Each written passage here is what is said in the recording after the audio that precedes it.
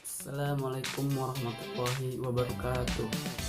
Di sini kami dari kelompok 2 akan menjelaskan tentang HBK jenis sagu. Saya Rashida Amani, NPM 18141003 akan menjelaskan materi tentang habitus dan manfaat dari pohon sagu. Tanaman sagu merupakan hasil hutan bukan kayu dengan klasifikasi kingdom Plantae, divisi Spermatophyta, kelas Monocotyledon, ordo Arecales, famili Arecaceae, genus Metrosylon, dan spesies Metrosylon sagu. Habitat dari tanaman sagu ini dapat tumbuh pada berbagai kondisi hidrologi dari yang terendam sepanjang masa sampai lahan yang tidak terendam air. Tanaman sagu memerlukan cahaya matahari dalam intensitas yang cukup. Apabila ternaungi, kadar pati di dalam batang sagu akan rendah. Lingkungan yang baik untuk pertumbuhan sagu adalah daerah yang berlumpur, akar napas tidak terendam, kaya mineral, kaya bahan organik, air tanah berwarna coklat, dan bereaksi agak masam. Manfaat dari sagu bisa sebagai bahan makanan pokok, sebagai bahan pembuat glukosa, sebagai bahan pangan dan pakan ternak, memberikan energi untuk aktivitas fisik, dan bahan pembuatan tekstil, dan masih banyak yang lainnya. Hai, Assalamualaikum. Saya Putri Nursyamsia, NPM 1814151057. Di sini saya bakal ngejelasin tentang budidaya sagu. Syarat tumbuh tanaman sagu. Penanaman sagu yang baik dilakukan pada awal musim hujan. Produksi sagu terbaik ditemukan sampai ketinggian 400 mdpl dengan suhu optimal 24 dan dia bisa bertahan hidup antara 29 derajat Celcius sampai 5. Kelembapan yang optimal untuk pertumbuhan adalah 60% dan menerima energi cahaya matahari sepanjang tahun. Pertumbuhan sagu yang paling baik adalah pada tanah liat kuning coklat atau hitam dengan kadar bahan organik tinggi dan pada tanah yang kadar bahan organiknya tinggi dan bereaksi sedikit asam dengan pH 5,5 sampai 6,5. Perbanyakan tanaman sagu dengan cara blok ukuran 400 x 400 meter biasanya dilakukan perusahaan perkebunan sagu, serta saluran drainase lebarnya 0,75 sampai 1 meter. Lahan sebagian merupakan daerah berair, maka infrastruktur harus terdiri atas sistem kanal sebagai pengganti jalan darat. Budidaya sagu dengan cara generatif yaitu dengan menggunakan biji yang berasal dari pohon induk yang baik, yang subur dan produksinya tinggi, tumbuh pada lahan yang wajar, serta produksi klon rata-rata tinggi. Dengan cara vegetatif, dapat dilakukan dengan menggunakan bibit berupa anakan yang melekat pada pangkal batang induknya yang disebut dangkel atau abut. Pengendalian hama dan penyakit sangat dibutuhkan dalam budidaya sagu.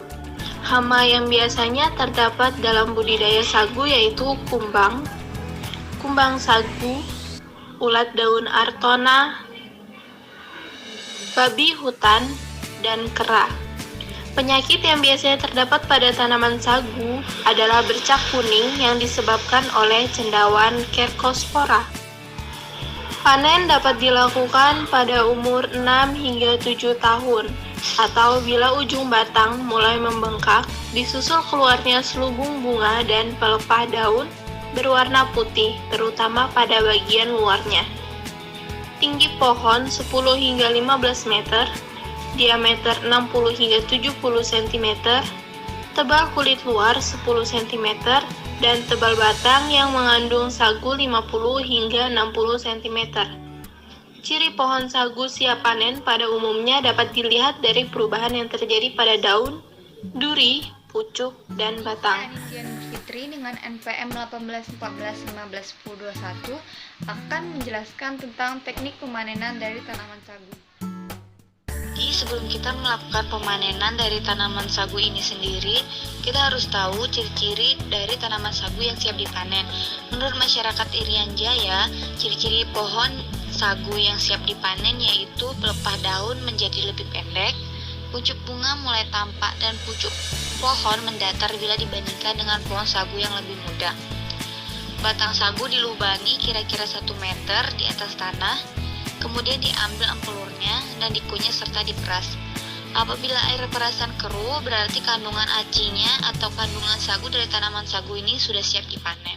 Setelah kita yakin tanaman sagu yang akan kita panen telah siap panen, hal pertama yang kita lakukan yaitu membersihkan jalan masuk ke wilayah rumpun dan pembersihan batang yang akan dipotong untuk memudahkan penebangan dan pengangkutan hasil tebangan. Batang dipotong sedekat mungkin dengan akarnya. Pemotongan menggunakan kapak atau mesin pemotong. Setelah dipotong, batang dibersihkan dari pelepah dan sebagian ujung batangnya dipotong karena pada bagian ujung batangnya ini memiliki kualitas aci yang rendah, sehingga tinggal gelondongan batang sagu sepanjang 6-15 meter. Gelondongan dipotong-potong menjadi 1-2 meter untuk memudahkan pengangkutan. Selanjutnya kita masuk ke tahapan pengambilan aci sagu. Nah, untuk pengambilan aci sagu ini sendiri terdapat 2 cara. Cara pertama yaitu dengan cara tradisional dan cara kedua yaitu secara modern.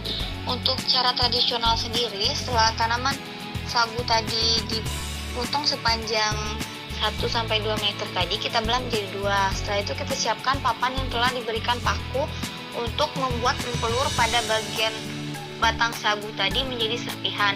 Lalu setelah tanaman sagu menjadi serpihan, kita siapkan tempat untuk kita rendam di dalam air. Setelah kita rendam dalam air si serpihan empelur dan tanaman sagu tadi, kita dapat melakukan penyaringan. Setelah penyaringan, maka aci akan keluar bersama dengan air siraman. Selanjutnya air siraman tadi didiamkan dalam suatu wadah hingga endapan dipisahkan dengan air yang sudah mulai jernih sehingga diperoleh aci sagu basah. Setelah kita mendapatkan aci sagu basah, kita dapat menjemurnya untuk menjadi bubuk sagu. Selanjutnya, proses pengolahan tepung sagu secara modern, di mana dalam proses pengolahan tepung sagu secara modern ini dengan cara potong batang sagu menjadi 2 bagian dan masukkan ke dalam mesin pemarut. Di dalam mesin pemarut, empelur dan kulit akan dipisahkan. Selanjutnya, serbuk sagu tadi akan dimasukkan ke dalam mesin pengaduk, di mana serbuk sagu tadi akan dicampurkan dengan air. Setelah dicampurkan dengan air, selanjutnya akan dimasukkan ke tahap pemisahan antara sagu dan air. Setelah air dan sagu telah dipisahkan, kita dapat mendapatkan tepung sagu basah. Lalu kita masuk ke tahap akhir, yaitu tahap pengeringan tepung sagu, di mana dalam proses pengeringan tepung sagu ini, tepung sagu yang masih basah akan dimasukkan ke dalam mesin yang berbentuk seperti oven. Nah, di dalam mesin ini, tepung sagu yang masih basah tadi akan dikeringkan di dalam oven. Nah, setelah proses pengeringan ini, sagu yang kita keringkan tadi sudah dapat digunakan. Nah, itu tadi adalah proses pemanenan dan pengelolaan tepung sagu. Selanjutnya akan dilanjutkan dengan Perkenalkan, nama saya Lege Santoso, NPM 18 14 15 10 55. Di sini saya akan menjelaskan teknik peningkatan nilai produk dengan teknologi pasca panen. Biasanya pengolahan sagu secara tradisional masih dilakukan dengan cara diinjak dan menggunakan air yang tidak bersih. Hal ini akan membuat kualitas sagu baik. Peningkatan kualitas produk sagu bisa dilakukan dengan cara diolah dengan menggunakan pabrik pengolahan sagu. Contohnya berada di Desa Labera, Konawe, Sulawesi Tenggara. Pabrik ini bisa menghasilkan sagu yang lebih baik dan mengedukasi petani sagu tradisional agar bisa mengolah sagu secara lebih modern dan meningkatkan kualitas dari sagu tersebut. Demikian video penjelasan dari kelompok kami, semoga bermanfaat. Saya akhiri. Wassalamualaikum warahmatullahi wabarakatuh.